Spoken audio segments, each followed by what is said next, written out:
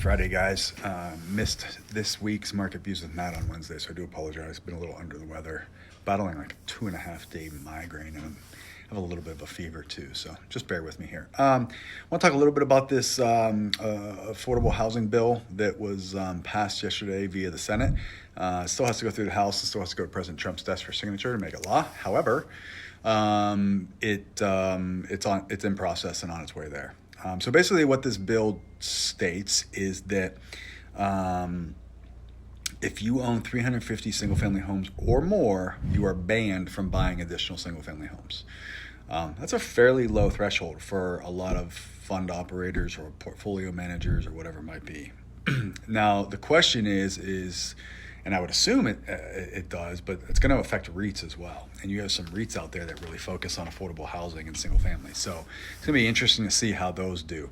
The other part of this that comes into play is the build to rent strategy. And previously, President Trump and his EO that he had implemented a couple months ago excluded build to rent communities in his executive order. This bill, however, does not exclude them; it includes them. And basically, it states that you can build to rent developments. They will not be counted towards that 350 homes. However, you're forced to sell them after 7 years, and you have to give the tenants in each house first right of refusal. It's going to be interesting to see how that plays out and if that stays in there as it makes its way through the House, or whether they're going to make some adjustments and red lines to the bill. So we'll see. All in all, however, it's going to affect operators. It's going to affect operators like us, fund operators that had a fairly large single-family portfolio.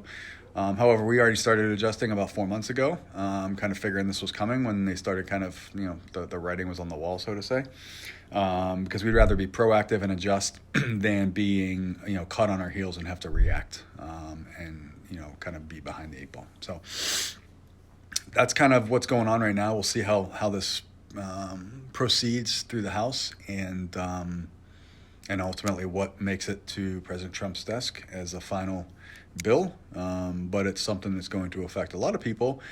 I hope it helps with housing affordability. However, only 3% of single family homes have been shown to be owned by institutions anyway. So I don't know. We'll see. But I don't think anyone that owns 350 homes is considered necessarily an institution. That's a fairly low threshold. So we'll see what happens, guys. Have a great day.